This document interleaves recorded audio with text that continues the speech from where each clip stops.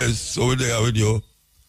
So, you know, from last year, well, not from early last year, we are talking about this revolution we are going on in Africa there. Mali, Niger,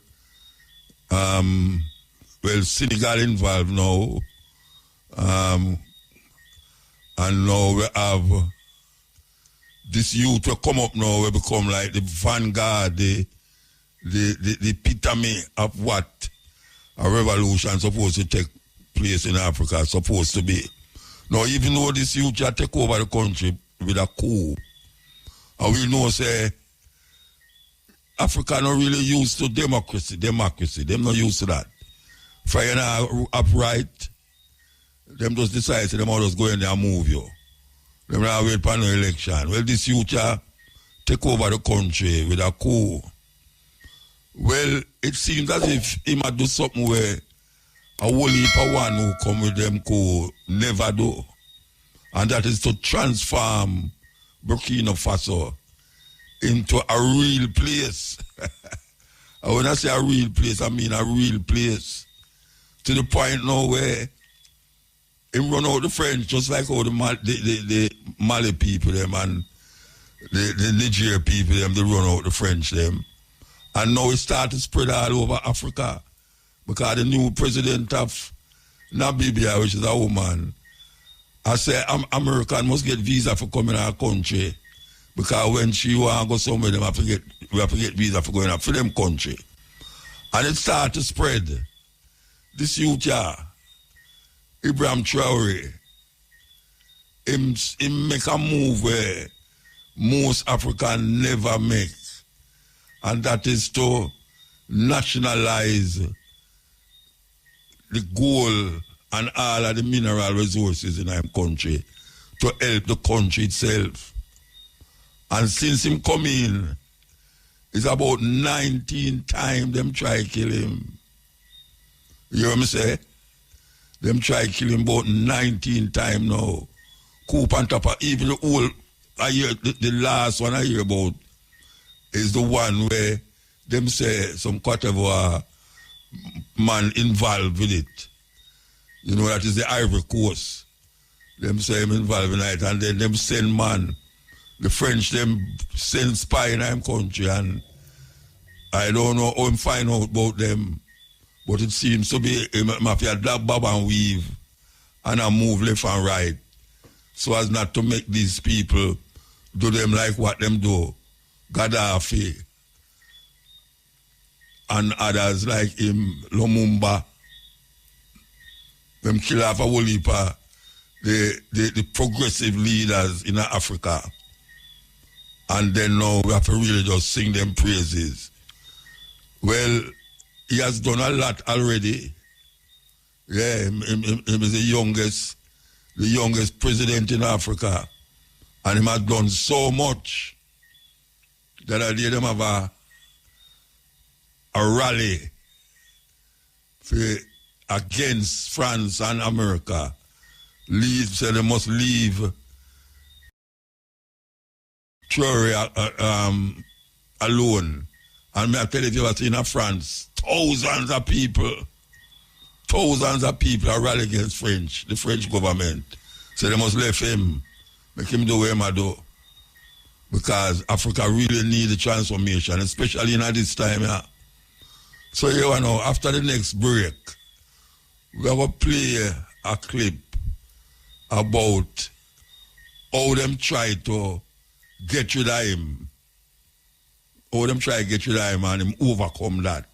How them send spy and all sort of people to kill him and get rid of him, but him overcome it. So, yeah, so we are telling about Ibrahim Traore, the president of Burkina Faso, who is creating waves, not only in Africa, but all over the place. Because him come totally different. And for the short space of time when him did there, you know, it's one of the only countries right now we don't own no debt. Yeah, man, him use the gold in him country and pay off all him debt them and realize the French, when they did there, where they dig out the gold and the other mineral them. Where them get out tight and where the French them get out tight is unbelievable. And them decide say no, it can't work that way there. Oh, no forget, like them I get must about 80% and the country I get 20%. Them say none of that. So them try all the while to have a coup against him. I think them say it's about 19 to 20 times since him there. Them try coup him, but it never work. So we want to play this clip here. I tell about the coup where them try against him. I mean, I want a long time neither, you know, I was just tell her there. In the dead silence of April 16th, 2025, a storm was supposed to strike, not of nature, but of men. A coup d'etat planned in whispers, fueled by vengeance, desperation, and foreign gold. Its target? The military leader who defied the world order, Captain Ibrahim Traoré. For months, they plotted in the dark. The plan was clear: overthrow Traoré, seize Kossiam Palace, silence the revolution, and restore a system long buried. But at the heart of this story lies betrayal. Names that once swore loyalty to the flag are now stained by betrayal. This is the true story of 4 men, not just soldiers, but symbols of betrayal. Men who once swore to defend their nation, now accused of nearly breaking it. Major Kori, Lieutenant Abdou Bari, Colonel Diallo Kader, and Captain René Ouedraogo. They were the architects of a secret war. But let us unfold how a band of conspirators schemed in the shadows, how loyalists uncovered their plan, and how a coming coup fell apart before it could drag the country into violence. Welcome to the world of research. Welcome to the large family of WIN, Wisdom in Narrations. It began months earlier, in hushed meetings and covert exchanges far from prying eyes. Major Kori, a disillusioned senior officer, emerged as the mastermind of the plot. He quietly reached out to like-minded soldiers and exiles, convinced that Captain Ibrahim Traoré's junta had betrayed the country's interests. By early 2025, Kori had recruited a small circle of co-conspirators, each with a specific job in the secret plan. Lieutenant Abdou Bari, exiled across the border, Bari became the plot's spokesman-in-waiting. Known for his powerful speeches, he recorded speeches and rallying cries on video and audio, intended to be broadcast to the nation at the moment of the coup. His messages, dripping with revolutionary zeal, promised to restore dignity and order after removing Traoré from power. Some of these recordings were covertly circulated on the dark web and encrypted messaging apps, hinting at a coming upheaval without revealing details. Captain René Ouedraogo, Logistics Chief. An active duty officer, Captain Ouedraogo handled the tough, hands-on work. He secretly moved weapons, ammunition, and vehicles to hidden houses on the outskirts of Ouagadougou, the capital. Late at night, in secret warehouses, he gathered and stored assault rifles and uniforms for the soldiers who would join the coup. Investigators later identified Ouedraogo as a central figure who brought others into the plan. Colonel Diallo Kader, propaganda architect. A retired military information officer, Colonel Kader lent his expertise in psychological operations. He crafted a sophisticated propaganda campaign to legitimize the coup. Polished videos were produced showing armed men declaring the liberation of Burkina Faso and denouncing Traoré's government as puppets of foreign powers. In early April, one such video went viral on social media. A masked officer calling on citizens to reclaim our nation on April 16th. It was quickly taken down by authorities, but not before it sowed confusion and got thousands of views. Kader's aim was clear: to erode public confidence in the junta and prime the population to welcome the coup as a rescue mission. Major Kori, lead planner and liaison.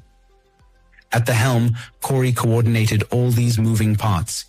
He communicated with Lieutenant Barry over encrypted channels on the dark web, ensuring the exiled voice stayed in sync with the on-ground reality. He checked which units might be friendly to their cause and planned the attack on the presidential palace. But even more dangerously, Corey reached out to Burkina Faso's worst enemies, the jihadist militants causing chaos in the north. Through secret contacts, he made a risky deal. The extremists would step up their attacks in the countryside as a distraction on the day of the coup, in exchange for future forgiveness or other promised rewards. The plan was to attack the capital at the same time as major terrorist strikes elsewhere. By tying their coup to the jihadists' atrocities, the plotters intended to sow total chaos and overwhelm the government on multiple fronts. These four men and their followers formed a secret group driven by ambition and anger. They saw themselves as the country's saviors, or so they said, but in reality, their plan was a betrayal of the very army and people they claimed to serve.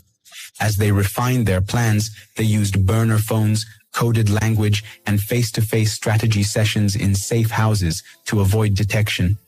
Encrypted messages flew between the conspirators in early April, laying out final tactics and rendezvous points. The date for their power grab was fixed, April 16th, 2025. They called it Operation Dawn in their secret communications, a promise that by dawn of that Wednesday, a new regime would be in charge. Without the conspirators knowing, the government's intelligence services had been watching, quietly and carefully, for weeks. Unit 9, a top intelligence team, became suspicious after noticing more talk on hidden online sites used by extremist supporters. In late March, as Unit 9 analysts went through digital whispers on the dark web, one username caught their eye. Corey Burke, 1984. Posing as militants, the agents engaged this user in an encrypted chat room. What they discovered set off alarm bells. Vague references to a big event in April and mention of friends in the South, possibly code for allies in Côte d'Ivoire, supplying resources. The breakthrough came in early April, when Burkinabe's security forces intercepted communications between a high-ranking military officer and terrorist leaders. In that intercepted exchange, a series of encoded satellite phone calls, an army officer was heard giving jihadist fighters detailed information about the deployment of Burkina Faso's troops. He spoke of garrison locations and patrol routes, effectively handing the insurgents a map to exploit weaknesses. This betrayal was intended to escalate terrorist attacks against security forces and civilians to create havoc and stir up a revolt against the authorities. Immediately, officials realized these weren't random leaks. They were part of a coordinated plot. Investigators traced the leak to Major Corey. Now the puzzle pieces began to fall into place. If Corey was sharing troop positions with jihadists, he must be planning something coordinated. Intelligence officers also recalled an alarming incident. A few weeks prior, an anonymous video had spread online calling for soldiers to rise on April 16th.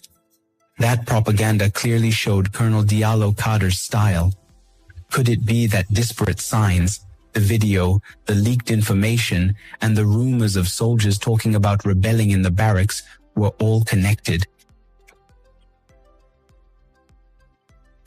By April 10th, Unit 9 was convinced a coup was about to happen. The government of Captain Ibrahim Traoré moved with urgent secrecy.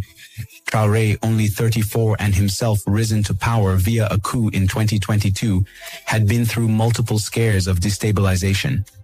He called a midnight meeting with his top security advisors at the presidential lodge. There, the head of Unit 9 laid out the evidence: intercepts, informant tips, and surveillance reports mapping out the conspirators' network. On a board, they marked the key names: Major Corey, Colonel Kader, Captain Ouedraogo, and a mysterious Lieutenant Barry believed to be operating from abroad. Traoré's face grew stony. To think that current and former soldiers under his command were working with terrorists to bring down the government was a clear reminder of how broken loyalties had become. The president gave a single directive: stop the plot at all costs before April 16th. Unit 9 and special military units dubbed Groupe d'Intervention mobilized a plan of their own, an early move to shut down the coup before it started.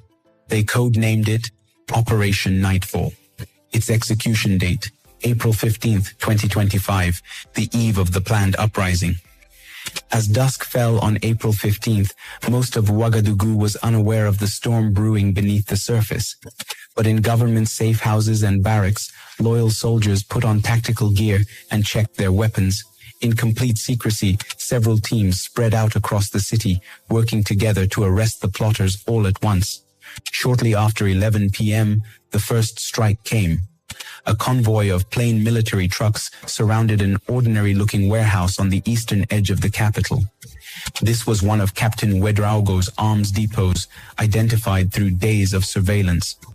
When the security forces broke through the metal doors, they found a pile of evidence: crates of AK-47 rifles, grenades, radios, and stacks of camouflage fatigues with no unit insignias, the tools of a planned assault. Gathered around maps and satellite photos in a corner were 3 junior officers loyal to the plot, shocked by the sudden raid. They surrendered without a fight. More importantly, among the papers seized was a hand-drawn plan of the presidential palace and a timetable, proof that the conspirators aimed to swarm the presidency in the early hours of April 16th. Meanwhile, another team moved in on a private villa in the Ouaga 2000 district, an upscale neighborhood.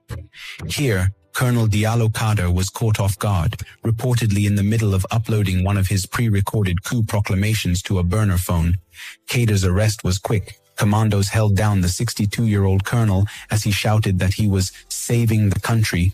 Seized alongside him were laptops filled with coup manifestos and propaganda videos, including the originals of those that had been leaked online. Across town, Major Corey met a harsher fate. Acting on a tip, an assault team intercepted Corey's convoy as he attempted to flee an unsafe safe house. Cornered on a dimly lit street, Corey's guards exchanged fire with loyalist forces. In the brief firefight, Corey was wounded and one of his men killed. Within minutes, the mastermind of the coup was in custody, injured but alive and still refusing to back down. Major Corey's capture decapitated the plot's leadership, effectively foiling the coup's brain trust just hours before 0 hour. One key target, however, slipped away.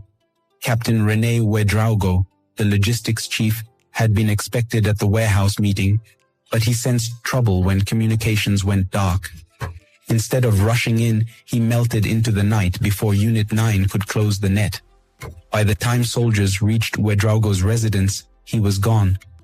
In the chaos of the crackdown, Ouedraogo managed to flee, turning him into the most wanted man in Burkina Faso. As of the latest reports, he is currently on the run, according to Minister Sana. Back at the presidential compound, Captain Traoré monitored the operations in real time via radio. When the all-clear finally sounded in the pre-dawn hours of April 16th, it was official. The coup had been stopped before it even started. Dozens of plotters and their accomplices were arrested in the sweep, including active duty officers and some retired soldiers. Shockingly, several well-known officers were among those detained, such as Commander Frederic Ouedraogo, a former battalion commander, and Captain Élisée Tassembedo, head of a northern security unit, both picked up for questioning in the preceding days. The breadth of the conspiracy was coming into focus, and it was larger than initially thought. Dawn on April 16, 2025, arrived in Ouagadougou with quiet, normal life. The sun rose over calm streets, small motorbikes buzzed by, and markets opened like any other day. Most Burkinabé had no idea that if a plan hadn't been stopped, this morning could have exploded into gunfire. The coup that wasn't left few visible marks. No tanks, no sirens, no gunshots. But subtle signs were there. Extra guards at the palace. A heavier military presence at key sites. Curious citizens whispered, but the government stayed silent, preferring calm until all threats were neutralized. For the conspirators, this morning was meant to be their triumph, an assault on the presidency, the arrest of Traoré, and a new regime announced before sunrise. Simultaneous terrorist strikes were to spread confusion across the country. Instead, Major Corey sat in custody. Colonel Kader was arrested. Lieutenant Barry was stranded in exile. Captain Ouedraogo had vanished. Their plan had collapsed. That evening, President Traoré appeared on national television. Dressed in fatigues, serious face, he confirmed what many had begun to suspect. A coup attempt had been dismantled. "You slept in peace last night," he said, "under the shadow of a grave threat. Thanks to the vigilance of our security forces, our nation stands strong." Without naming names, he condemned those in league with foreign collaborators who had tried to seize power. "We will hunt down every last traitor," he vowed. "We will be merciless in our defense of the nation." He warned that the enemies of Burkina Faso, though stateless, remained active, a pointed message to those suspected of backing the coup from abroad. Traoré closed with a call for unity, urging Burkinabe to stay focused on the fight against jihadist insurgents. The camera lingered on him as he saluted, then the screen faded to black. In homes and barracks across the country, people absorbed the shock. Relief that the coup had failed. Anger that some among them had plotted with extremists. Traoré's calm, firm leadership earned praise. But questions still hung in the air. Who else was involved? How deep did the betrayal go? And was the danger truly over? In the days after the April 16th coup attempt, Burkina Faso's military government methodically disclosed how far the conspiracy reached. On April 21st, Security Minister Mahamadou Sana held a nationally televised press briefing that wove together statements, intelligence leaks, and official findings into a single, detailed account.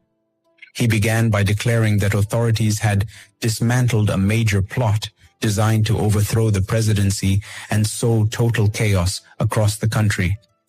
Sana explained that the coup was to unfold in two synchronized strikes.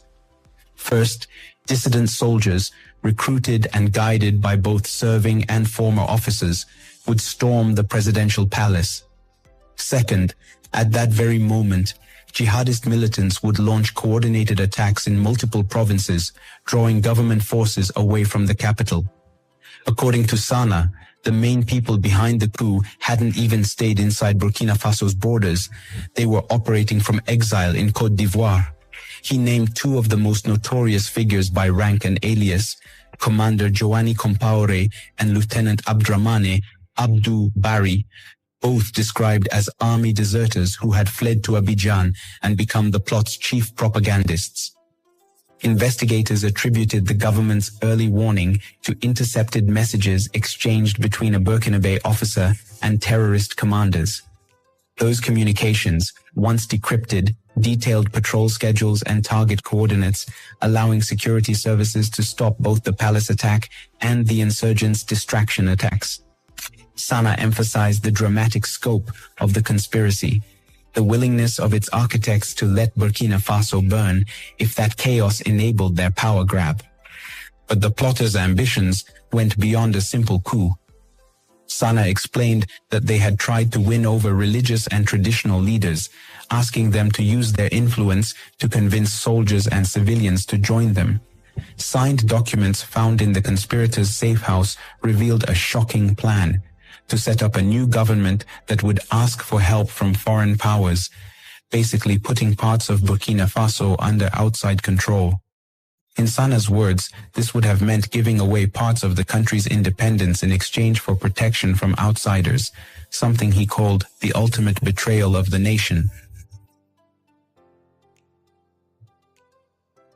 Over the week following April 16th, security forces rounded up dozens of implicated officers across the country, some apprehended at military posts, others intercepted at border crossings. Courts-martial loomed for those detained, though Sana withheld details on any civilian collaborators. The trouble shook trust inside the army. Fired commanders and their suspected allies were looked at with suspicion, and President Ibrahim Traoré quickly changed key leadership positions to close any security gaps.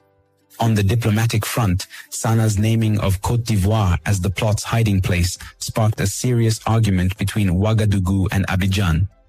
Accusations that Ivory Coast sheltered the coup's leaders reopened old wounds from a similar dispute in September 2024 and threatened to cause a full-blown diplomatic crisis. Abidjan denied any involvement, but regional analysts warned that this tense situation could break apart West African cooperation at a time when unity was badly needed against jihadist threats. Indeed, jihadist fighters were still a constant threat. By 2025, around 40% of Burkina Faso was under some level of militant control. As the army worked to crush what was left of the coup, extremist groups looked for weak spots, launching surprise attacks in the north that tested Burkina Faso's worn-down forces. Sana described the coup's failure as a double win. It not only stopped a violent takeover, but also helped protect the fragile fight against terrorism. In his final words, he stressed that by stopping the plot, the government had avoided both a foreign-backed regime change and a possible collapse in the battle against jihadists. In the end, the attempted coup clearly showed the connected dangers facing Burkina Faso, from anger and betrayal inside the country to outside groups helping plots and the non-stop attacks from insurgents. The quick and public way the plot was stopped showed the government's determination, but it also revealed serious weaknesses inside the army, with neighboring countries, and in the unstable areas where jihadists hide. As the dust settled, Burkina Faso's leaders faced the tough job of rebuilding trust at home and bringing people together against threats both known and hidden. And this just happened last month, you know. Last month this happened. Sure, he's in some serious problems, you know. Because we know what these guys do and intend to do when a man rise up and defy them power.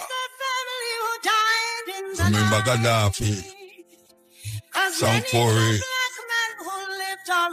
Lumumba. I mean, so much rise up. This youth, they might do some things when no other ones have ever done. Yes. When them decide to say, I'm going to use the gold and pay off the country debt, it was a shock to the outside world, especially France. Especially France. And now we see my bill, he might pave a whole heap of road we never paved yet. I feel beautiful airport. And him not take no pay. Him not have no limousine. Him not have no private jet. Him not take no pay. And him a drive on the back of the van them with the soldier them said we serious youth. And now we say him actions are spread. Yeah man, somebody just want to light the fire and then now you see everything catch, all of the wood them catch, you know, and then it spark all over the place. And that is what is happening in Africa right now. Why some people say yes, that is what is happening in Africa. A whole heap of people still at youth. We'll get and say, but wait, this will look for a long time, man.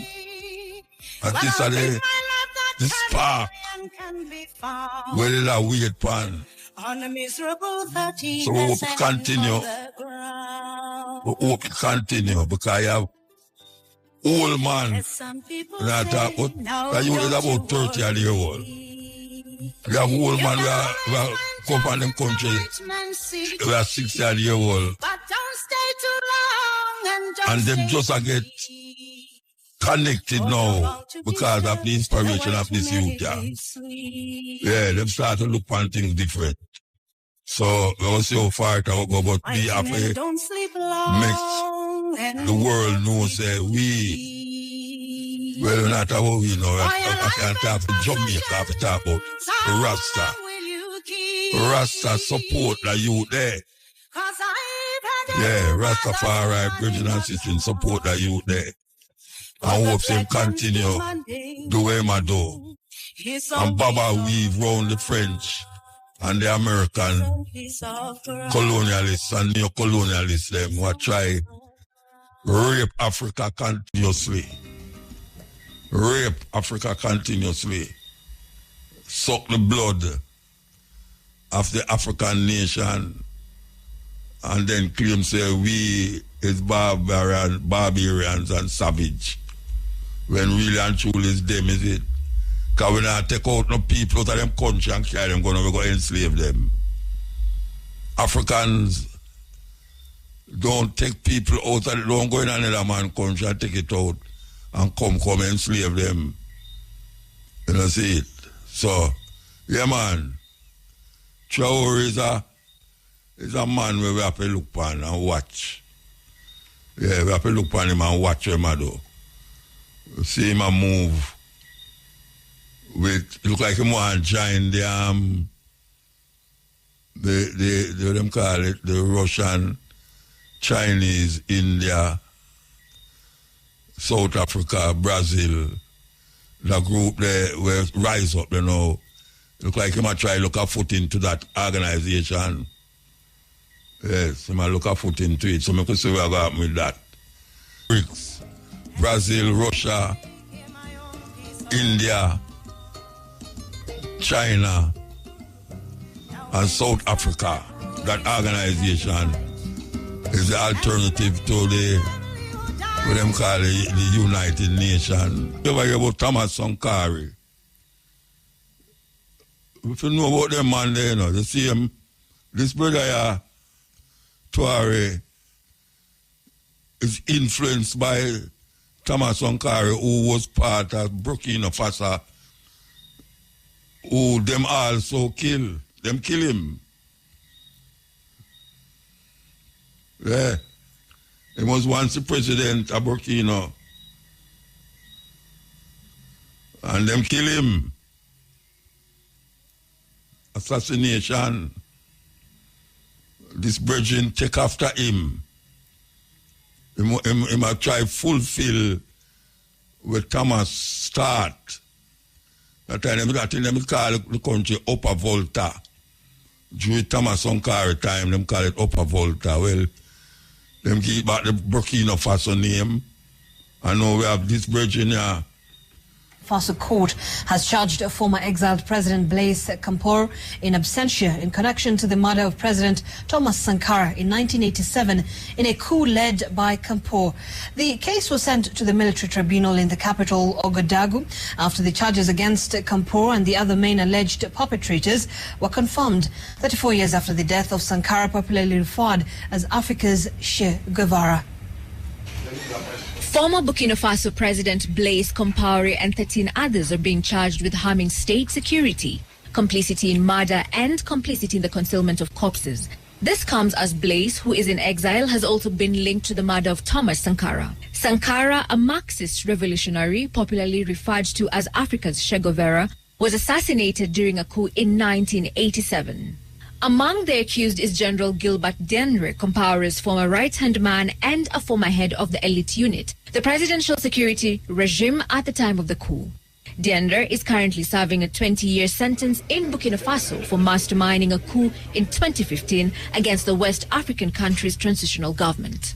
The arrest warrant was issued against Compaoré in March 2016. He ruled Burkina Faso for 27 years before being ousted in a 2014 uprising and fleeing to Ivory Coast, where he is believed to have taken up citizenship. Yes, we take a break and come forward. Break time. Yes, this is the cutting edge. You know, if I interview ya, I don't know if we should have waited till the other had them done, because 5 minutes time and the next ad them are going to start. But I could say I got good night, Sharon, good night. Good night, Muta. I'm not hearing you so well. You not hear me? I wonder why. I'm not sure. It sounds muted. Can you hear Dr. George? He's on the other line. Him not say nothing. Hear my brother. Yeah, me hear him, man. Okay, very good. Okay. All right, you ever think we should, I don't know, Yes. I want you to leave your phone number and I could call you back because 5 minutes time the next item will come up and you have to go wait till 5 minutes before the next 10 minutes. So leave the phone number there. Leave the phone number. I will tell the operator to call you back. So yes. Okay. DJ Kamara, the phone operator, let them go and leave the phone number and you call them back. All right? Thank you so much. Yeah, because it's Thank short, you. the time's short. All right. Yes, they have the numbers. Thank you so much. Yeah, One okay. left. They have my number? We're going to go back to the guests, them. Sharon? Yes, I'm here, Muta. Good evening to you and your guests, All right, your good thanks. listeners. What is the name of the virgin on the line? Dr. Yes, George I'm Xavier found Love. in the line. Oh? Dr. George This is Dr. Love. We did an interview 30 years ago, back in 1990. You serious? 30 years ago. 30 Still years going ago, strong. yeah. So this is the first time you come back to Jamaica? No, I've been, I was here last year. Oh, it was For your the, last year? Mushroom Conference. Okay. All right, so what is Kenneth, taking what is taking place? Sharon, what is taking place now? Tell me. Oh, it's exciting. He's doing a Kemetic Qigong Science of Rejuvenation program for a set number of people. They're in Runaway Bay. Started May 3rd until the 9th. And then on May 10th, he does a review of those entire 7 days, a review for persons who are interested in learning about the science of rejuvenation, Kemetic, yoga, and other things that he will tell you about. On the 10th, it will be at Hotel 39,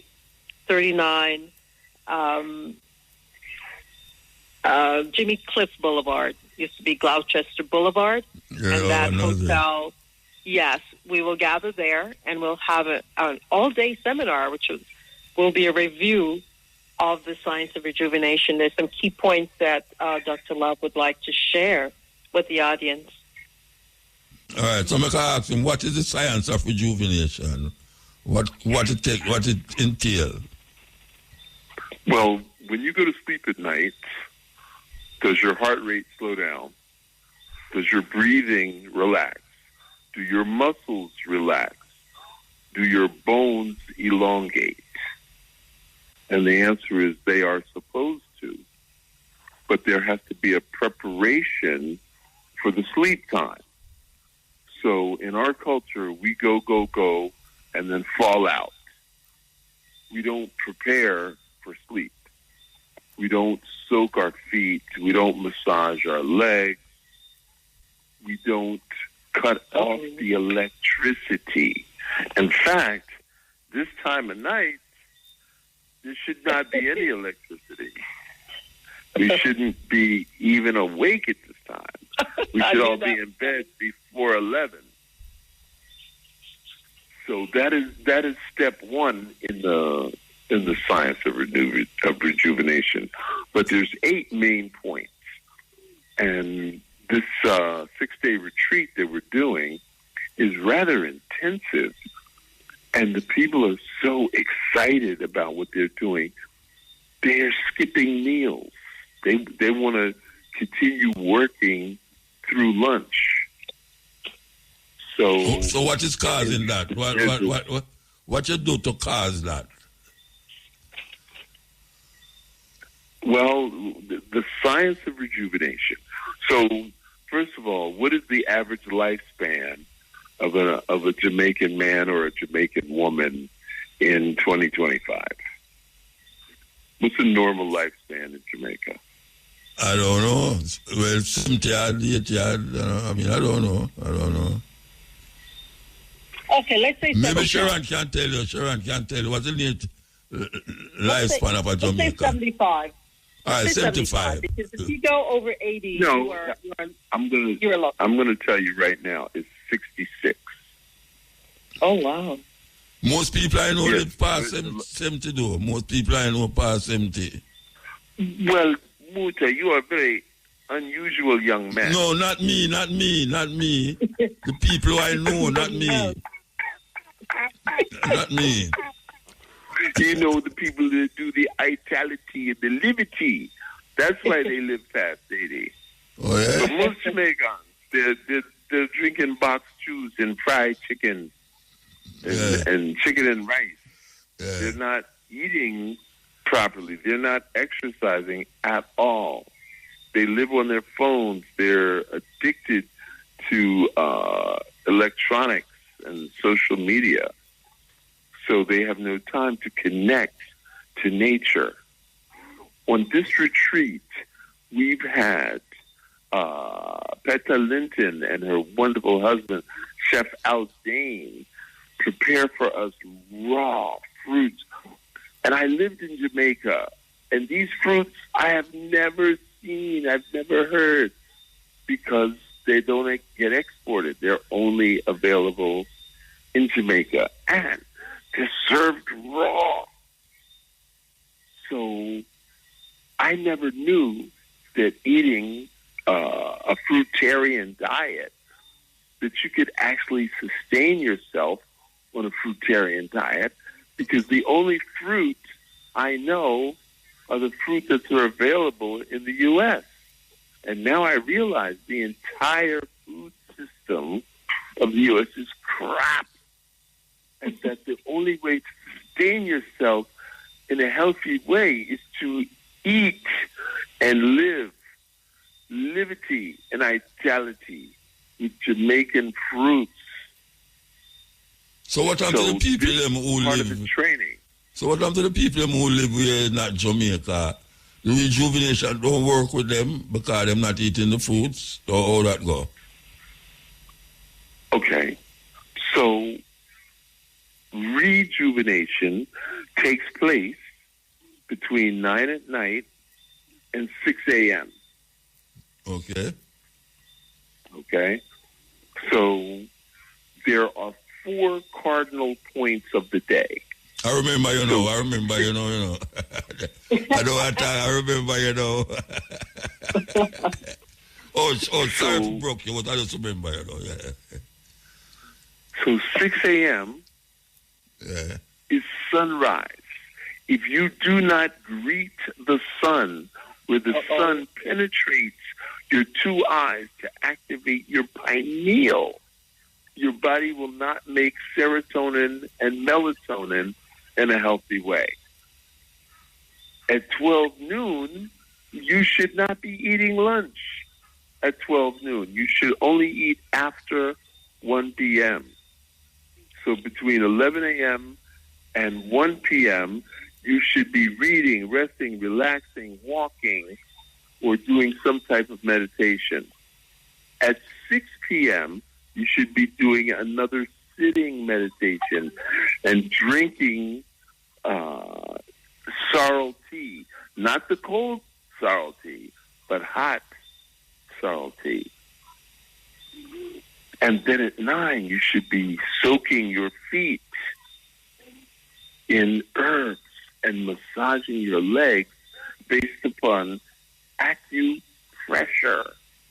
And there's points on the kidney, the liver, and the spleen, acupressure meridians that will heal your digestion, heal your kidneys, and detoxify your liver.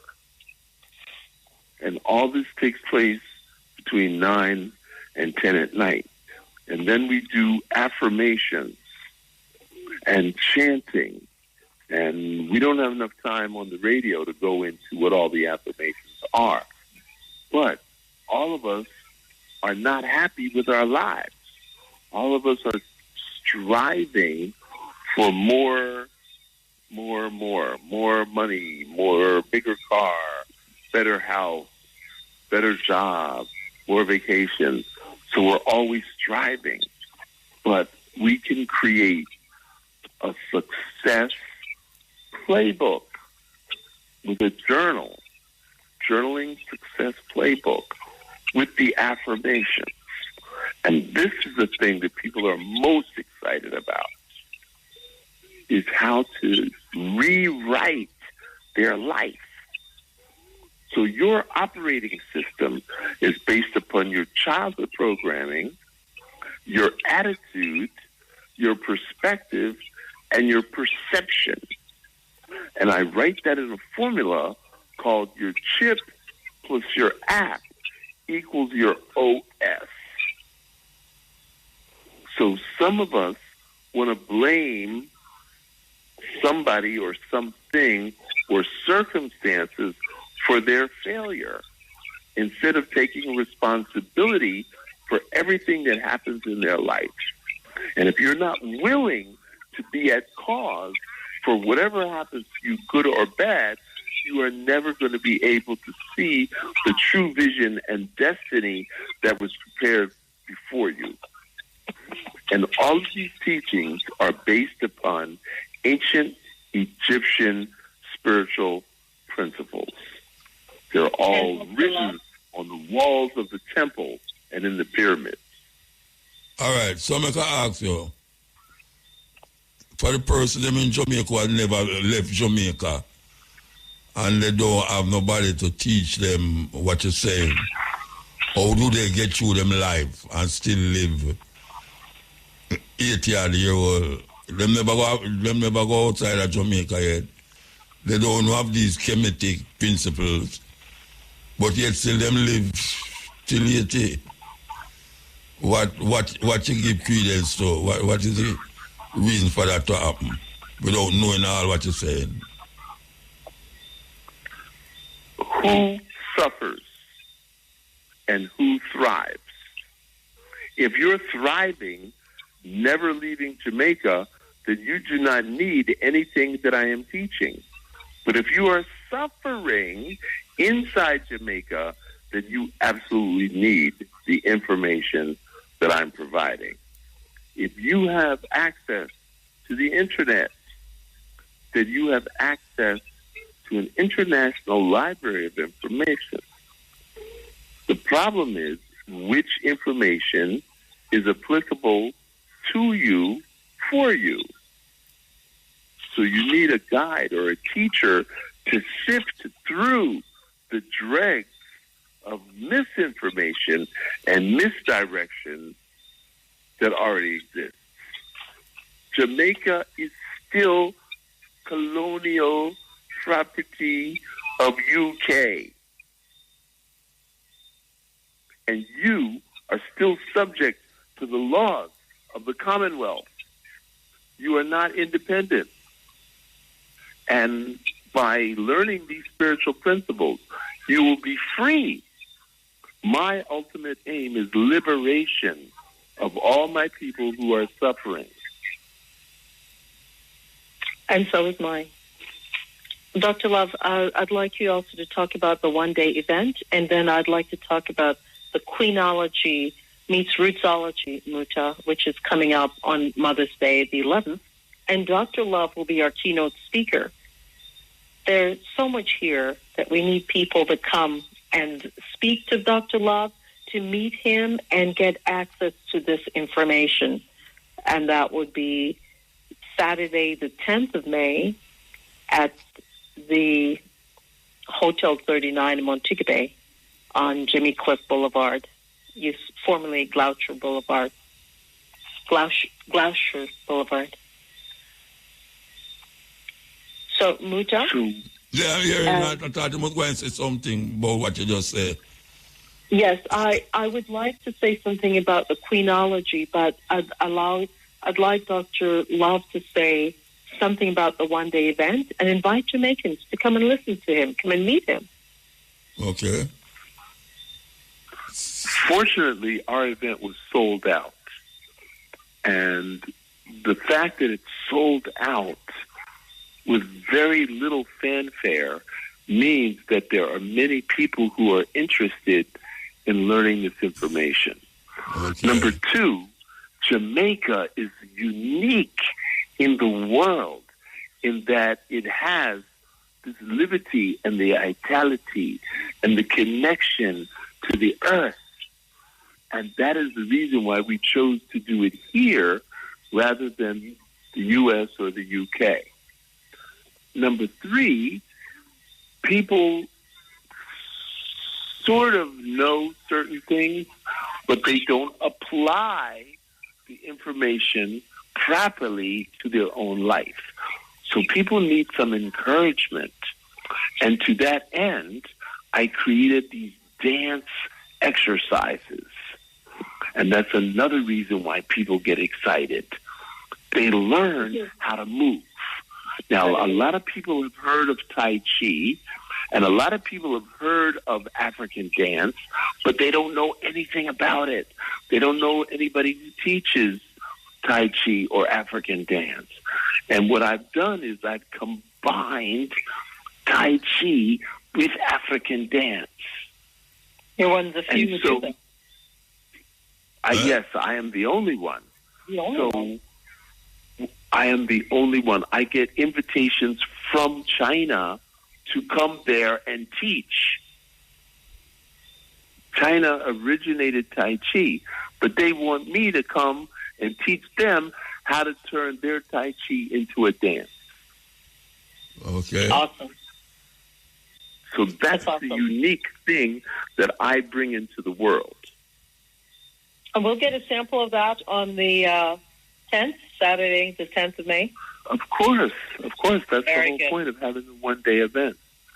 Okay, Jamaican. So we want you to come out. So, what how you do it now? What's the cost? What's the time? How it work? Well, because you are MUTABARUKA, we have put together a special program 2 for 1. So anybody who's listening to your program can take this information 2 for 1. Now, the people who are here, they told me that whatever I charged for this weekend, this 6-day retreat, that I could have easily charged double because the information presented was information they had never heard in their entire life. So you're going to charge double now, or are you going to keep it at the same price? Well, that's why I said 2 for 1. I'm going to charge half price only to people who listen to your show. Okay. So if you give out Sharon's phone number and they call her within the next 8 hours, next 12 hours.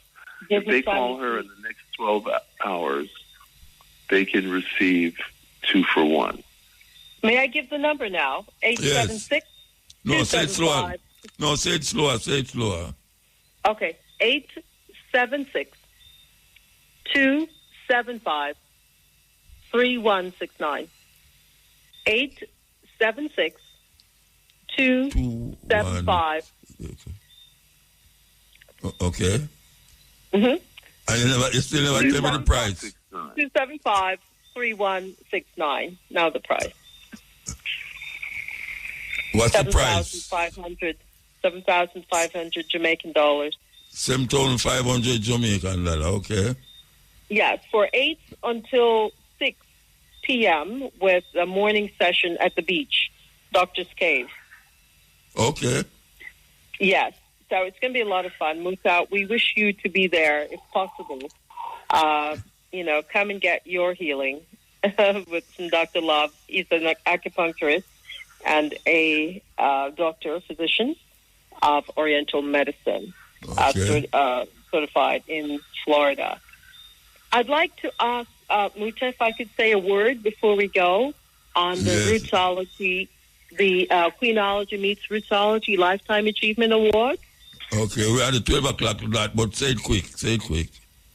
Okay, this event, it's our second event, will be held May 11, 2025. It's historic, and we'll bring women together who are sheroes, unsung, and we will do citation and give them an award for the work that they've done. Honorees include Kabu Mahat, a journalist, Gama Gloria Sims, Paramount Queen of the Maroons, Paula Surtees, CEO Island Coffee, Mama Lily, Naibingi Wisdom Keeper, Fanaye Selassie, Juliet Dunbar, Dr. Diane Robertson for groundbreaking work, as in natural medicine.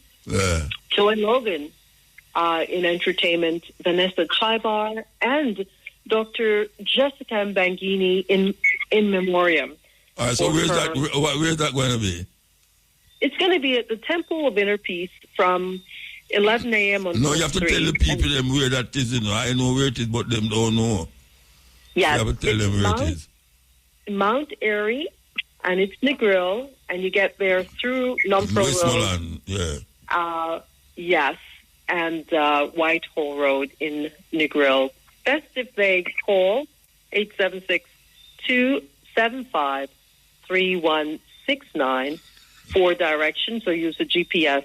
Mount Airy, West Cliff Estate. It's the most western point on the island. I'm going to take a break. I can come forward. I'm going to come forward. I'll take a break. Yes, African sound. Listen to this. The Haitian revolts were set in motion by Jamaicans. Troublemakers, that they wanted to get rid of, so they sold them to plantations in Haiti. The Jamaican farmers sold them to plantations in Haiti, and the most noted being Bookman, who decided he's going to be a priest. Then he's a priest, and he wasn't going to work on the farm. So as a priest, he began to organize the Yoruba slaves in the solidification of the Haitian Revolution to the point, and he moved it so fast, Toussaint Louverture had to run to catch up with the revolution in order to lead it. Yeah, man. Serious thing. Go and play it again, you know. The Haitian revolts were set in motion by Jamaicans. Troublemakers, that they wanted to get rid of, so they sold them to plantations in Haiti. The Jamaican farmers sold them to plantations in Haiti, and the most noted being Bookman, who decided he's going to be a priest. Then he's a priest, and he wasn't going to work on the farm. So as a priest, he began to organize the Yoruba slaves in the solidification of the Haitian Revolution to the point, and he moved it so fast, Toussaint Louverture had to run to catch up with the revolution in order to lead it. Okay. Tell anybody say you hear that on the cutting edge, if them question you. And that is a scholar, no mean scholar. That's John Henry Clark. For years, the West has spread myths about Africa. Let's debunk 10 of the biggest lies. Lie number 1, Africa is a country. Africa is a continent with 54 countries, each with unique cultures, languages, and histories. Lie number 2, Africa is poor. Africa is rich in resources, from gold and oil to tech startups and a booming economy. Countries like Nigeria, South Africa, and Kenya have multi-billion-dollar industries. Lie number 3, Africans live in huts. Yes, traditional homes exist, but Africa has modern cities like Nairobi, Lagos, and Johannesburg with skyscrapers, highways, and high-tech hubs. Lie number 4, Africa is unsafe. While some regions face conflicts, Africa is home to some of the world's safest places, including Botswana, Rwanda, and Mauritius. Lie number 5, Africa contributes nothing to science. Africans invented mathematics, astronomy, and medicine long before colonization. Today, African scientists and engineers are making global breakthroughs. Lie number 6, Africa needs saving. The idea that Africa needs saving ignores the fact that Africans are building their own futures, leading in business, tech, and governance. Lie number 7, Africans don't speak English or French. Many Africans are multilingual, speaking local languages and global ones like English, French, Portuguese, and Arabic. Lie number 8, Africa has no history. From the great Zimbabwe ruins to the Mali Empire, Africa's history is rich and deep, dating back thousands of years. Before I reveal the last 2 big lies about Africa, I'm kindly asking you to like this video to help Africarized reach more people. Lie number 9, Africa is always at war. While conflicts exist, most African countries are peaceful and stable with growing economies and democratic governments. Lie number 10, Africans are not educated. Africa has top universities, and Africans excel in global institutions leading in medicine, engineering, and politics worldwide. Let's spread the truth about Africa. Stay inspired. Stay Africaized. This is the cutting edge. You know, the 25th of May is Africa Day. And you know, Bingi, the main Bingi is in Malvern. Wild up earthquake, you know. Earthquake Bingi in Malvern. You know which part of Malvern there? Malvern there, St. Elizabeth. You drive straight till you reach when you reach Santa Cruz, you turn left and go up the hill there.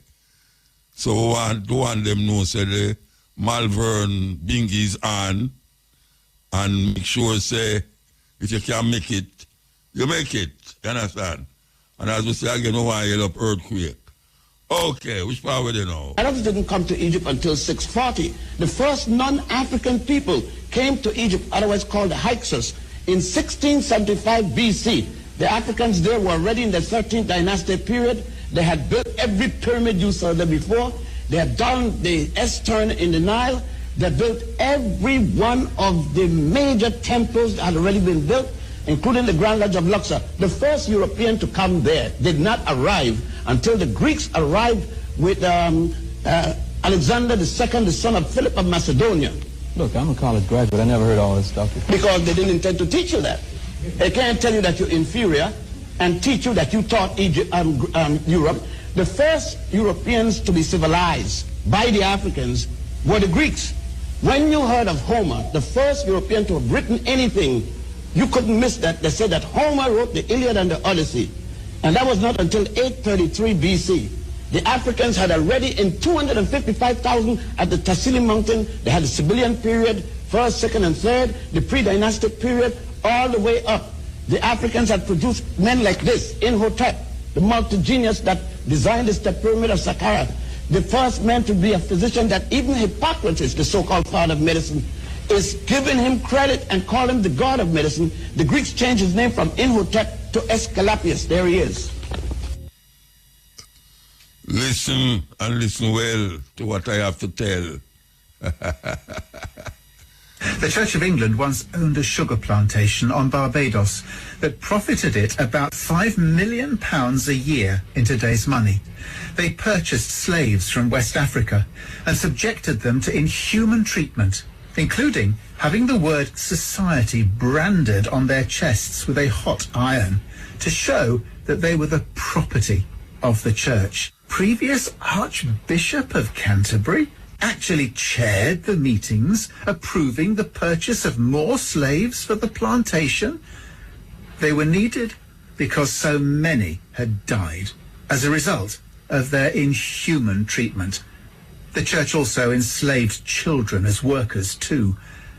The wealth the church enjoys today and its ownership of vast parts of the land and real estate of England and its prestige is because of this shameful blood money from the past. The Catholic Church and many of the popes were no better, abusing the innocent and forcing them into slavery. People often trust religion, religious people, and the church. They shouldn't.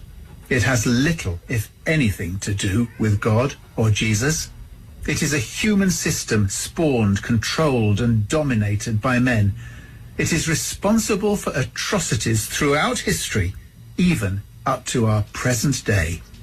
Serious thing. Why play it again that you can suck it in? Information station, that we call it, that you can suck it in. The Church of England once owned a sugar plantation on Barbados that profited it about £5 million a year in today's money.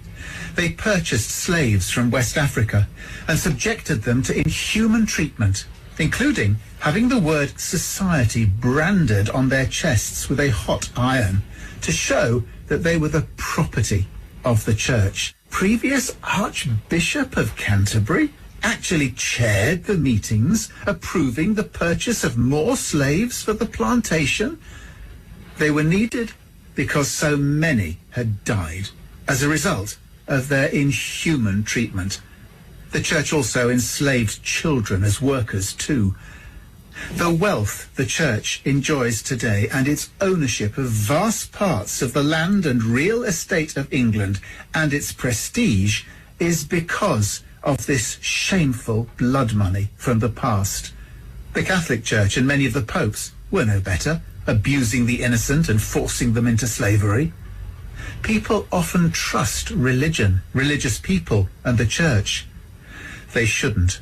It has little, if anything, to do with God or Jesus. It is a human system spawned, controlled, and dominated by men. It is responsible for atrocities throughout history, even up to our present day. Yes, what are the ambiguous? Certain things you never know, but all you can know if you never know. Yes, paradox in paradox. All right, so we want to play the script here, you know. We want to play the script here. It will go over 1 o'clock, but we still have to play it.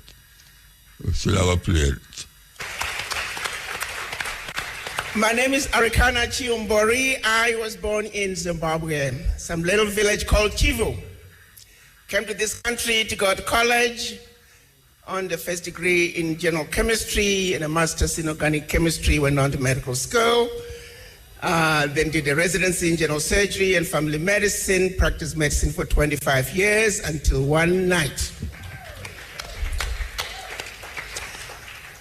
Around 3 a.m. a phone call comes in and says, Doc, the African Union ambassador to the United States has resigned.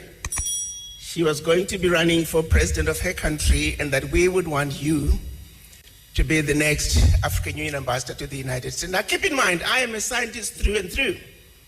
So who in their right mind would want me to become an ambassador in Washington? I thought that was a joke and it was laughable. Well, I fought it for about 6 months, but because being an African, after a while I had to listen to my elders. So I figured, okay, if you think you're putting a joke on me, the joke is on you, because I'm going to only go to Washington for 6 months and then I'll come back. And I'll tell my elders that I tried, but I couldn't do it. But something happened during the first 4 to 5 months. And mind you, I'm staying in a hotel because I knew I wasn't going to get into a contract, renting or buying, that I wasn't going to last. But what was very disturbing was the disrespect that was so blatant. I would be sitting in meetings initially because, you know, as a doctor, you're always a doctor no matter where you are. And I thought it was really quite humorous sitting with all these big diplomats, and here I am, a medical doctor, and I'm supposed to be useful. I'm busy diagnosing them, you know, you got a thyroid condition, you are bipolar, and I got a pill for you. I'm not really paying attention to the deliberations because I don't think politicians accomplish much anyway. So it was more important to diagnose them, their medical conditions. But every now and then somebody will say something and I'm like, wait just a minute, did they just say that? You know? And one particular event, there was a whole team of African ministers and one particular leader of a particular department in Washington started raising their voice and screaming and yelling at them. You Africans, you will never speak with one voice. This document over here is going to be a piece of paper 20 years from now. I said, okay. So we got all the ministers here. Somebody say something. It wasn't my show. I was like third. You know how you sit, you got your team leader, and then according to rank, I was number 3. So clearly I wasn't supposed to speak. I waited for those who were supposed to speak. They did not. More and more of those situations became apparent to me. And I remember 5 months into my stay in Washington, I called home and I said, well, you know what, guys, I'm going to hang around a little bit longer. There were a few, you know what, that needed a good kicking. And that I was going to hang around until they ran me out of Dodge, and that's exactly what happened.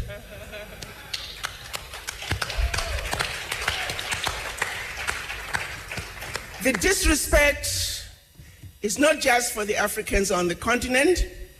The disrespect is for black people around the world. The abuse is not just for Africans on the continent. The abuse is for black people wherever you find us. I'm going to share with you some basic facts. You see, our story is a simple one. Our story is of truth and facts, which are two constants that do not change. And all we need to do is give the world an overdose of our truth and insist on it. As we speak today, I'm going to take you back centuries, long before the children of Africa were taken out of Africa as slaves.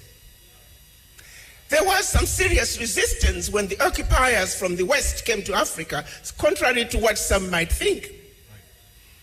They didn't just give up their children, but the fighting began long before slavery. And the resistance was those who led them, the majority of them, their heads, as we speak today, are sitting in jars in Europe. Are you aware of that? Our leaders, our ancestors who fought the wars of resistance, their heads, their remains are sitting in jars throughout Europe. And the same people have the audacity to come to Africa and talk to us about human rights. But what's even more disturbing is that we entertain them and we don't remind them of these skeletons in their closet.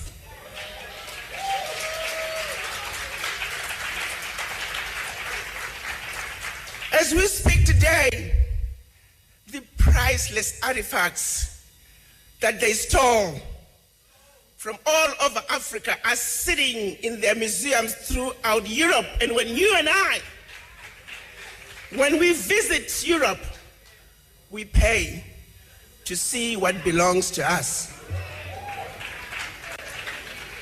Evidence of theft, evidence of murder in display, on display, in plain sight.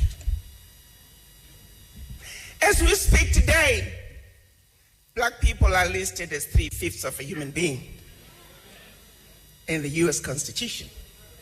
As we speak today, the redlining continues.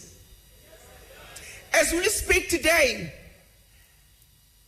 African countries are being made to pay ridiculous interest rates on loans that they should not be paying for. As we speak today, reparations are due.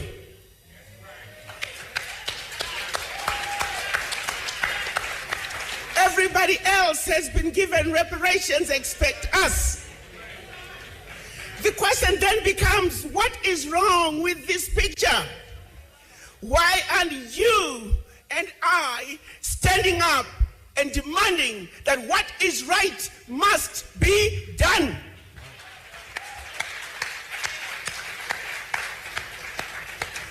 I can tell you why. Because no other race would stand for a minute what is being done to us.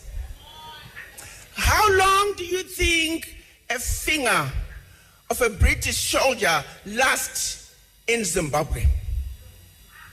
How long do you think a thumb of a German soldier lasts in Namibia? Not even a minute.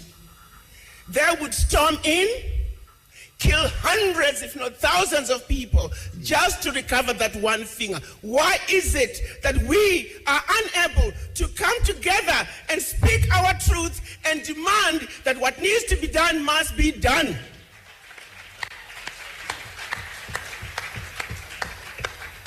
It's because they defeated us where it matters the most, which is the mind.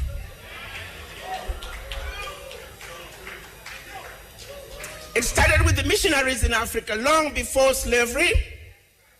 They were sent by the Roman Catholic Church to subdue the Africans Make them believe that when you get slapped, turn the other cheek, and that your riches are in heaven.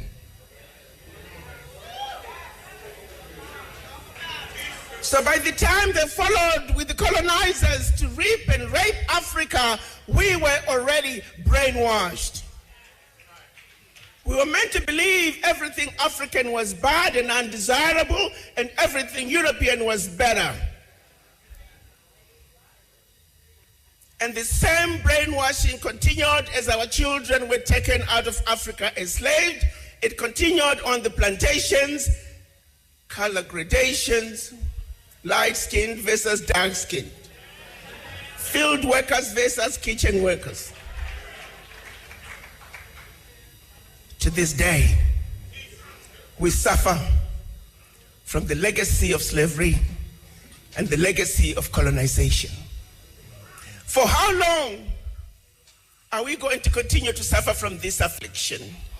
For it is singularly the reason why we are not able to come together just like other races and nationalities have done in this melting pot that is the United States of America.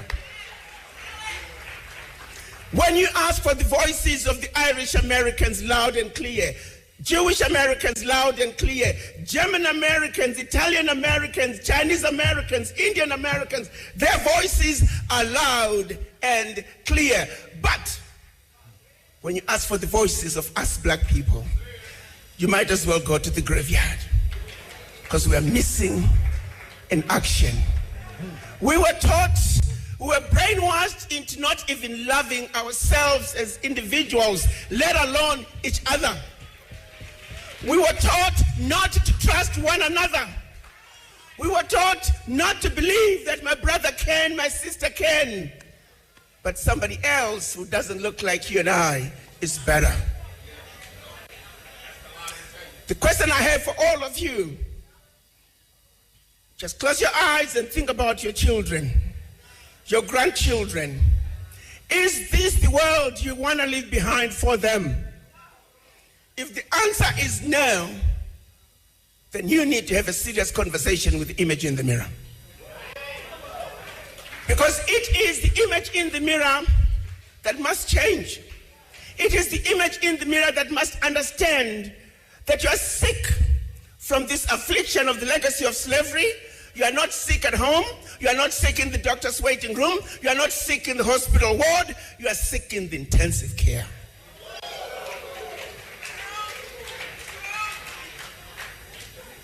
How long are we going to continue to support other people's agendas? Those who stood up to fight during the civil rights movement, during the Pan-African days in Africa, civil rights in the United States, they were all silenced. We are emerging out of a period of 20 to 30 years where just nothing is going on. We are all fast asleep. When are we going to wake up?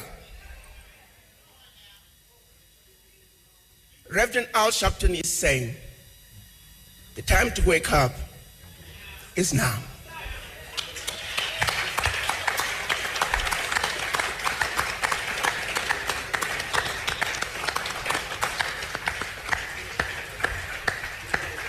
Reparations now. We know all the companies that benefited from slavery. We have their name. We have the list. They must pay. As we speak, many have pledged their contributions. Guess what's going to happen, my brothers and sisters? Because we're not organized, we will never realize those funds. And they will hide behind, oh, they're disorganized. They don't know what they're doing. I am now going to be asking Reverend Al Sharpton to lead us as we demand those reparations. We need to register a global Pan-African fund that can make sure that we have development in black communities where it belongs. Those funds must be organized. Those funds must be paid for. Reparations for black people now.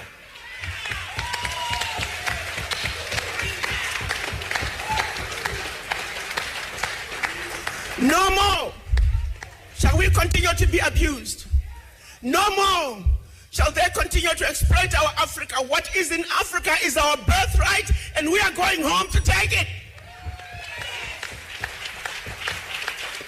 No more shall we be told Africa is a diseased and dying continent because they are going to Africa in droves and telling you to not go there.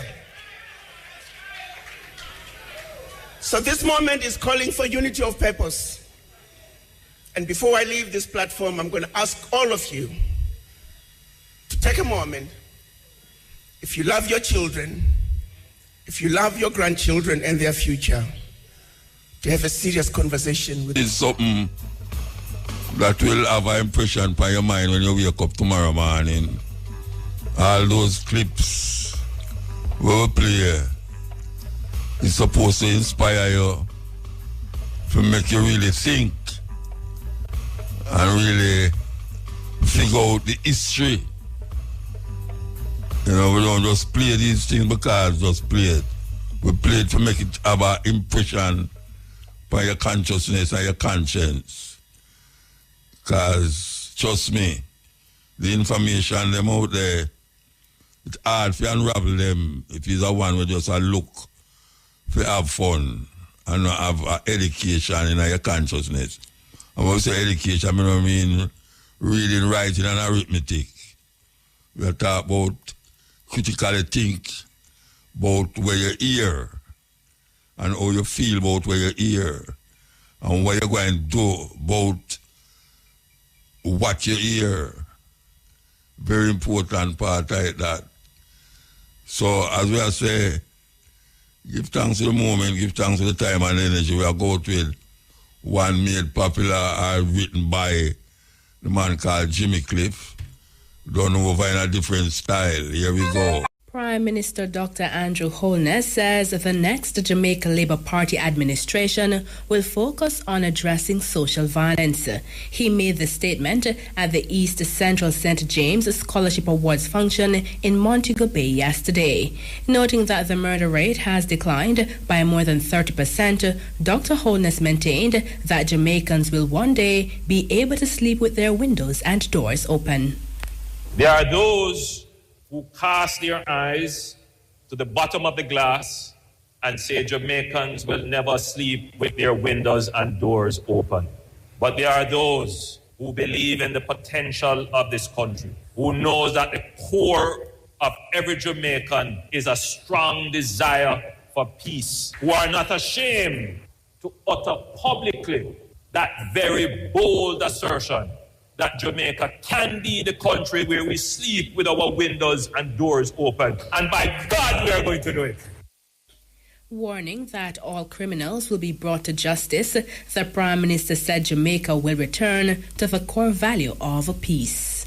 This issue of social violence has to be addressed. And so in our next administration, that is going to be a huge part of our social thrust, how we remove violence as a tool to resolve conflict in our society. We want Jamaica to be the place really that say when you come here, man, Jamaica, no problem, man. Everything chill, everything airy, everything easy. We are at peace because that is the brand that everybody knows of Jamaica.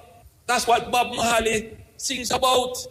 But for the past 4 or 5 decades, we have strayed from that. And we're going to return to the core value of peace in Jamaica. Prime Minister Dr. Andrew Holness.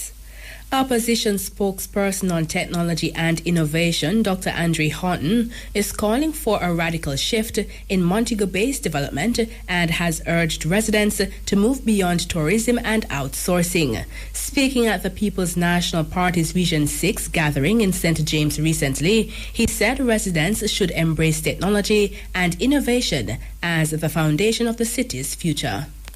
We must not just see ourselves as a second city, trying to be secondary to what is happening elsewhere. We must see ourselves as a modern developing city, rooted in the development of our people, rooted in the empowerment of our people, rooted in creating wealth for such remarkable people who make this city what it is. Montego Bay as itself must recognize that in order for us to create wealth, in order for us to maintain our status as a modern metropole, we must empower our people with the necessary knowledge and expertise that they need to participate in where the world is going. Opposition spokesperson on technology and innovation, Dr. Andrew Horton. Scores of people gathered at the Falmouth Seventh-day Adventist Church in Trelawney today to pay tribute to the father of sprint legend Usain Bolt, Wellesley Bolt. Wellesley, otherwise called Gideon, died in March following a period of illness. He was 68. Among those who attended the funeral were Prime Minister Dr. Andrew Holness, Sports Minister Olivia Grange, and opposition members Wickham McNeil and Natalie Nita Garvey. Speaking at the service, Usain remembered his father as a great and kind man. All he did was give, no matter what or who. Anybody from Sherwood Compton can tell you that they could always go to you. And I remember through the years, my mom and dad would always say to me, "You're saying you can't give away all your money." And I was like, what you want me to do? That's what you taught me to do. To always to give and to support and to help. So it was a good thing. Throughout my life, I've worked hard and I've dedicated my life to sports and track and field to be the best that I possibly can. And that's one of my biggest lessons that I learned from my dad, to work hard and to be dedicated. And he that just only told me. I watched him work hard and provide for my family. Usain Bolt. And Dr. Holness, in describing Usain as a national hero, extended love and praise to the Olympian and his family on behalf of all Jamaicans. Usain is a global icon, a national hero, a national asset, and every Jamaican is grieving with Usain and his family at this time. So I thought that as Prime Minister, I have the duty and indeed the responsibility to speak on behalf of the country. I see both members of the opposition and members of the government gathered.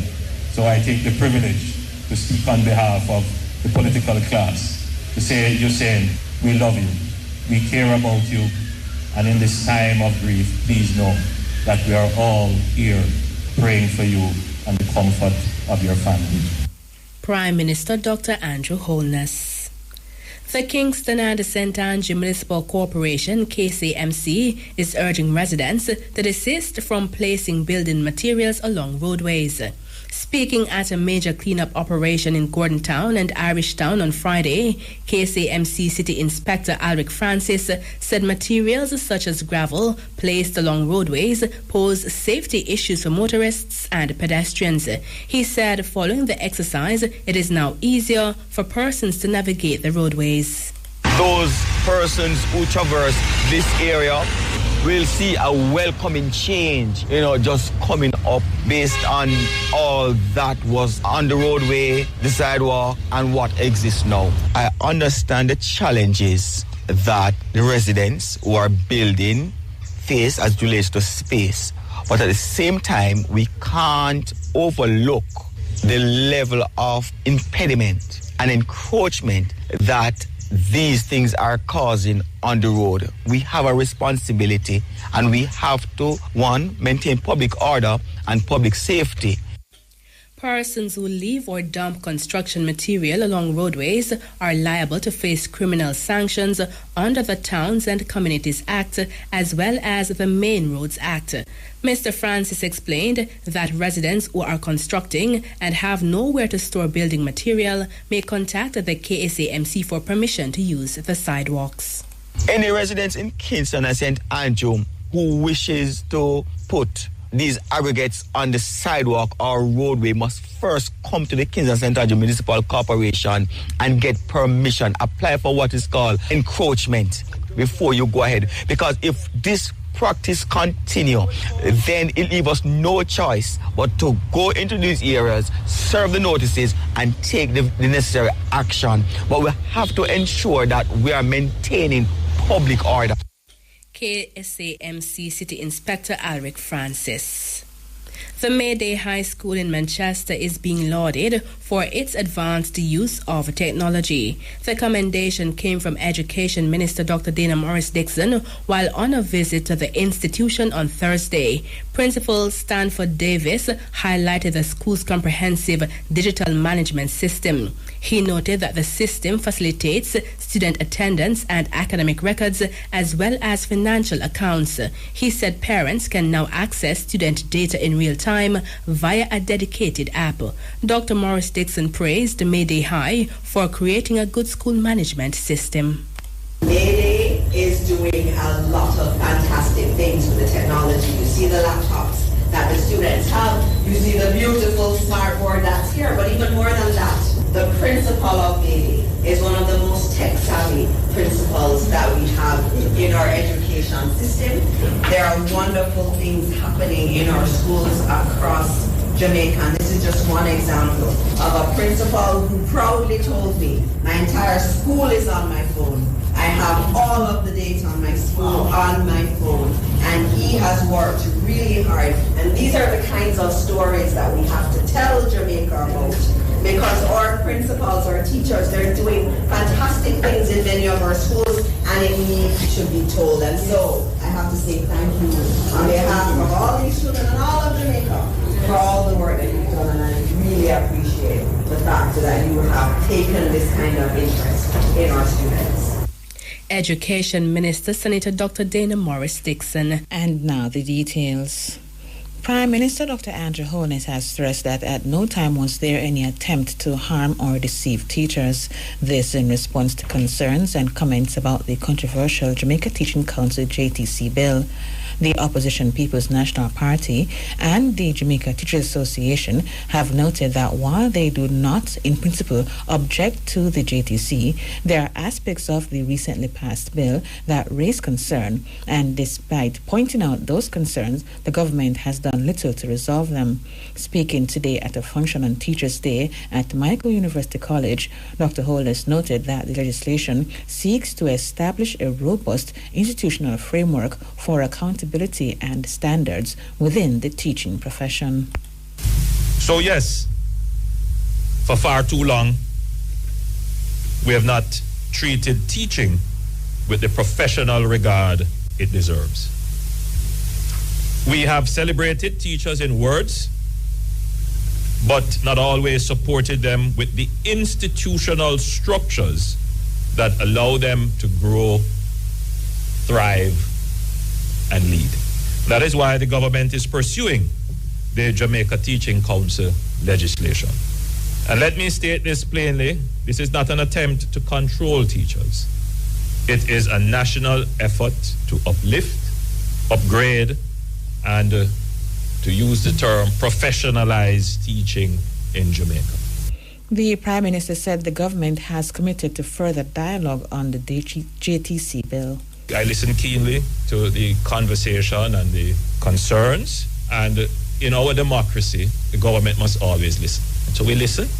I don't like to use the word compromise because it just sends the signal of, watering down. But I think we can continue the dialogue and seek deeper understanding and appreciation of each other's concerns. And I think that is the direction that the government will go. And I'm not going to get too much involved. We have a Minister of Education who is very competent, and I do quite like the president of the JTA. He seems to be a reasonable person in his pronouncements. I didn't like this betrayal issue because there was at no time any attempt to in any way deceive or harm teachers. That's absolutely not the case. But I think that the dialogue will continue. So I hope those comments can help to alleviate concerns and bring some levity to the conversation. Prime Minister Andrew Holness. Public school teachers who were told recently that they had to retire before reaching age 65 have the option of returning to work if they so desire. The update was given by Finance Minister Favour Williams as she responded to questions from her opposition counterpart Gillian Robinson in the lower house yesterday. The minister was in the process of having the House pass the bill to amend the Pensions Public Service Act. The amendment provides the option for public officers born between August 1961 and February 1963 to retire before reaching age 65 and to receive pension gratuity or other allowance due and payable to them. It also allows for validation and confirmation as lawful all actions taken or omissions made by any person in relation to the granting of normal retirement during the period commencing April 2018 and ending on the date of operation of the Act. Mr. Robinson pointed out that months ago, the matter of some teachers being forced to retire came to public attention, with the Jamaica Teachers Association threatening to take legal action. The matter came up in the public domain about 2-3 months ago, where there was a directive from the Ministry of Education. It affected a number of teachers who were told it wasn't a voluntary action on their part, that they had to retire even though they had not reached the age of 65. I don't have a specific number as to how many were affected. I'm very aware that the JTA raised an alarm. In fact, I think they threatened legal action in relation to it. And so my question really is not those people who are on retirement leave, but there are some persons who, whether inadvertently, whether by bad advice, were told they had to retire. Those are really the ones I'm concerned about. And I don't know how widespread it is, if it's simply related to isolated cases at the Ministry of Education or it goes beyond. That's really my first question. And then my second, which is a separate one, relates to persons who may have opted now voluntarily prior to 65, but they are not getting the benefits, and whether this legislation now would provide them with that. Opposition spokesman on finance, Dylan Robinson. Mrs. Williams noted that any public officer, not only a teacher who is now on retirement leave, has the option of returning to work. This issue with regards to persons going off before 65, I believe, if my memory serves me right, only came to our attention recently. It was not something I know of that had been going on for a while. So any person who went off recently would still be on their retirement leave. And so those persons for whom their retirement has not yet taken effect because they're on retirement leave can opt to return. It's their option whether or not they return to work or not. Finance Minister Favour Williams. A joint select committee of Parliament is to deliberate on job descriptions for cabinet ministers and members of Parliament. This development comes almost 2 years after Prime Minister Andrew Holness in June 2023 tabled job descriptions for parliamentarians in the form of a green paper and for ministers in the form of a white paper. At the time, Mr. Holness said these will set out the strategic objective of the post, the purpose, reporting and accountability, the key deliverables and responsibility areas, the performance standards, competencies and contacts, as well as the working conditions. Mr. Holness stated that also the good governance means holding. Mr. Holness stated also that good governance means holding parliamentarians and ministers to the highest standard of conduct. Speaking in the Lower House yesterday, Leader of Government Business Ed Bartlett sought and received approval for the Joint Select Committee to host hybrid meetings. With reference to the resolution approved by this Honourable House on the 20th day of June 2023, appointing a select committee to sit jointly with a similar committee appointed by the Honourable Senate to examine and consider Ministry Paper 69/2023, dated June 20, 2023, Job Description of Ministers of Government, Paper 03/2023, dated June 20, 2023, Job Descriptions for Members of Parliament of Jamaica, and Codes of Conduct for Parliamentarians, that the committee be allowed to hold hybrid meetings that are partly virtual and partly physical, utilizing available information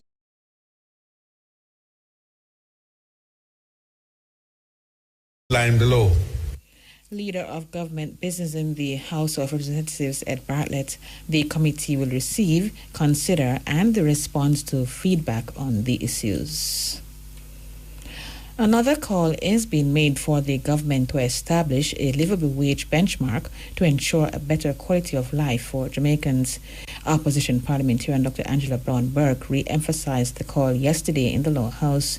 She acknowledged that though Jamaica has come a long way in relation to its decent work and pay agenda, more must be done to ensure workers are properly remunerated. What we enjoy today, although there's much way to go, we owe because of our workers and how they have come together, whether it is for our nurses or teachers or doctors or public servants. We really owe them a debt of gratitude.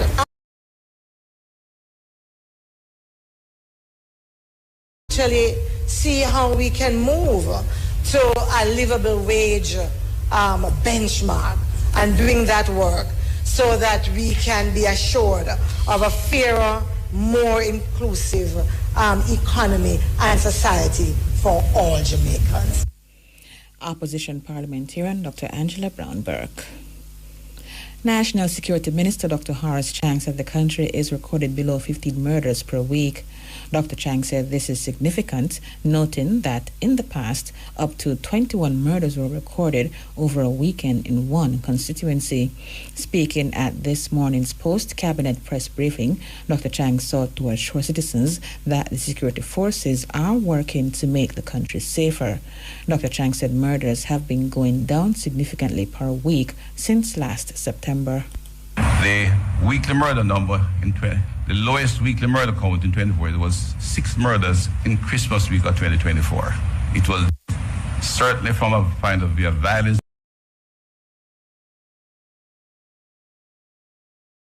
Since September of last year, except for 1 week in November, we had a spike which the commissioner can explain, and the police keeps a pretty good track. And what impresses me as the layperson, the minister at the top, is that whenever anything goes wrong, I get a rational explanation and feeling that the police understands, they know what is happening, and they respond appropriately, so you don't get a prolonged spike. The minister said while fewer than 15 murders per week is not desirable,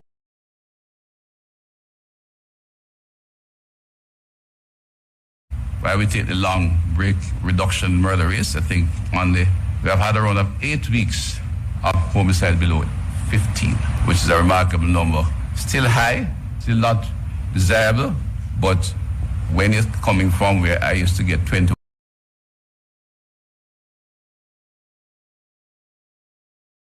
constituency, not in the island. Most weeks in the quarter with murder below 20 in 25 years, and the lowest quarterly major crime in 25 years, 898 cases.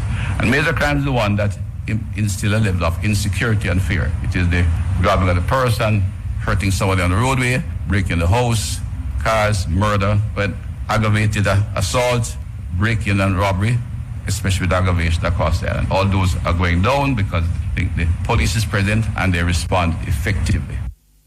The minister said as at this morning, there has been a 39% reduction in murders, with 140 fewer killings in comparison to last year. And the results are very evident. The impact of the planning, the fruits of our investment, and the power of confidence in our approach, which was critical because when we came on the batterings, we had to hold course, and sometimes not exactly easy, especially when you're still getting up to the issue of multiple homicides and drive-by shootings. For January this year, which I repeat, January 1 to May 5, 2025, we had 237 murders, which represented 148 fewer lives lost. At that time, it was 38.4% reduction. This morning, as of this morning, the figure is actually 39%. National Security Minister Dr. Horace Chang. Police Commissioner Dr. Kevin Blake said it's illegal for members of the force to compel citizens to provide the passwords to their cellular phones, especially during traffic stops. Dr. Blake addressed the matter this morning during a post-cabinet press briefing. He said he is aware of the complaints by members of the public and has instructed officers to desist from doing so. He maintained that a court order is needed to access the password for a citizen's phone. Let me first say there's a process, and the process certainly is not coercing someone on that scene to give up their password. There's a process, and it is a court order has to be made. So it is not right. It's not legal. Let me just say that clear. And we have since communicated to our members when that came to our attention that has been a practice. Meanwhile, the commissioner said lawmen have been instructed to desist from ticketing motorists whose vehicles were manufactured with running lights. We have also communicated regarding the ticketing of running lights. Okay, if you look at the strict literature of the law itself, it allows certain things to happen, except the fact that these are lights that came with the vehicle and not necessarily placed on the vehicle. And so there's a little gray area there. And so what we have done, we have sent out communication to our members to desist from doing that. Desist from doing that is something that we need to look at in the legislation itself. But for the time being, we have instructed our members not to continue that practice. It's unfair to the motorists. Police Commissioner Dr. Kevin Blake. The Office of the Political Ombudsman has extended the deadline for Mayor of Montego Bay, Richard Vernon, to respond to queries regarding the removal of political posters in Montego Bay, St. James. The new deadline is May 14. In a statement this afternoon, the Office of the Political Ombudsman stated that Mayor Vernon's attorneys responded to requests in relation to an alleged breach of the Code of Political Conduct. The Ombudsman wrote the mayor on April 25, requesting a written explanation of actions resulting in the removal of political campaign signs in Montego Bay. Mayor Vernon was asked to respond by May 6. The Ombudsman said the mayor's legal counsel, by way of a letter dated May 5, wrote to the Ombudsman requesting an extension of the deadline to May 14, pointing out that the matter is before the court and was scheduled for hearing on May 6. The Political Ombudsman stated that it considered the request and permitted the deadline to be moved to May 14. Kingston Freeport Terminal Limited says it will extend its operations this week to cater to customers who might have been impacted by this morning's strike. Truckers who operate at the port withdrew their service to protest the slow pace of processing at the facility. Speaking with RFM News, KFTL's Public Relations Manager, Trudy Belnavis, said the gate remained open until 5:30 today. Gate extensions will also be implemented tomorrow from 4:30 to 5:30 p.m. On Friday, the extension will be from 4 to 5 p.m. and from 7 a.m. to 12 p.m. on Saturday. She explained that these special adjustments aim to facilitate smoother logistics operations and help stakeholders meet their service delivery commitments. Meanwhile, Ms. Belnavis noted that discussions were held today with the Port Authority of Jamaica, independent truckers, Port Trailer Haulers Association, Jamaica Customs Agency, and KFTL following this morning's disruption. She said following that meeting, the truckers agreed to resume regular operations.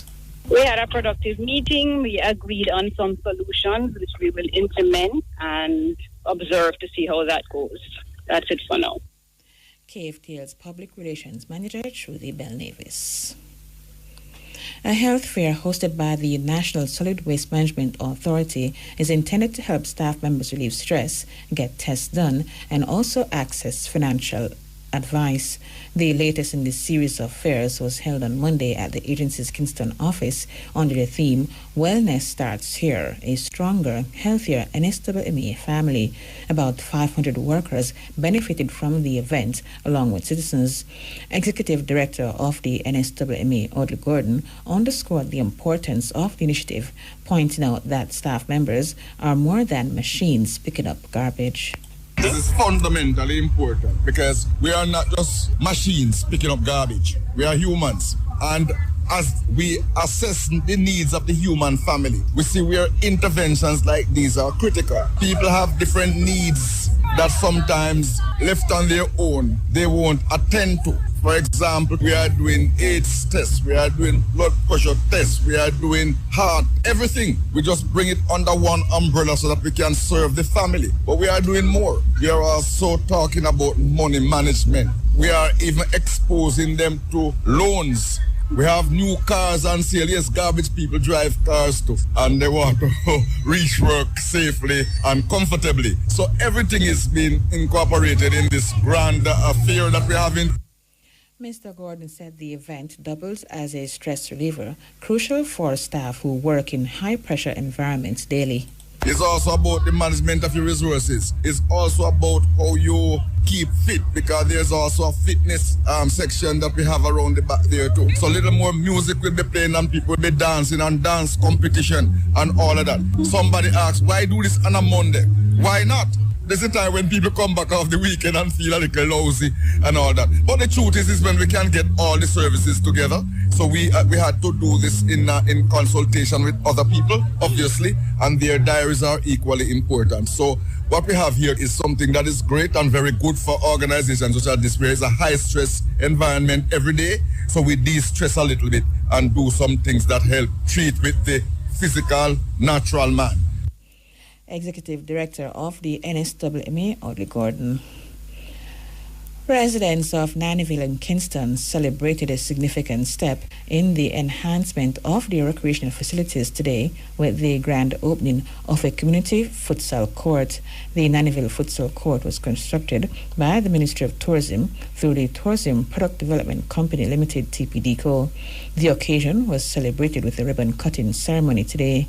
Speaking at the ceremony, Tourism Minister Ed Bartlett said this futsal court is not just for sports, it's a place for simple relaxation. The young people of Nannyville, this is yours. And don't worry, elderly folks, this is also for you, because the opportunity is not just for physical dexterity and for athleticism and sports. It is also for simple relaxation, that you as adults can come and walk all around this area, and you can also sit quietly and watch the young people as they play and have recollections of your own time when you used to play. He urged residents to utilize the space efficiently, effectively, and manage it well. These things that we do for community enrichment is not to be taken lightly, but is to be used efficiently, effectively, and managed well. And I want to charge Minister and friends, Minister Grange, who does a lot of it, as you know, across, to insist that the management of these facilities is at a high standard, because that's the only way it can be sustainable, is if it is managed properly. And I don't want to come back to Nannyville and look at it and see something that makes me want to cry. I want to come back to Nannyville and see something that makes me want to smile and be happy, and even at my age, kick a ball. Tourism Minister Ed Bartlett. The National Labour Day project for 2025 will focus on the establishment of the Environmental and Research Park at Mason River in Clarendon. Minister of Culture Olivia Grange made the announcement in Parliament yesterday. Mason River is an area of environmental awareness and protection that has gained international recognition over time. In 2022, the area was designated a protected national heritage area under the Natural Resources Conservation Authority Act and a protected national heritage site under the Jamaica National Heritage Trust Act. The site gained recognition as a wetland of international significance, becoming Jamaica's fourth Ramsar site under the Ramsar Convention on Wetlands. These designations underscore the property's national significance as a heritage area rich and unique in biodiversity, as well as for the vital ecosystem services it provides. Ms. Green said the objective of Workers' Week and Labor Day 2025 is protecting the environment. So, Mr. Speaker, our overall objective is to promote environmental awareness, encourage community involvement, and inspire Jamaicans to act in protecting their environment. Throughout, our people will be encouraged to adopt sustainable practices in their daily lives through a conscious effort to keep their environment clean. The aim, ultimately, is to remind our people that protecting our natural resources and environment not only sustains Jamaica's natural beauty, but also, and very significantly, contributes to public health and safety. Culture Minister Olivia Babsy Grange. She also urged Jamaicans to embrace sustainable practices such as proper waste disposal, park beautification, and community cleanups. And with that story, we have come to the end of the look.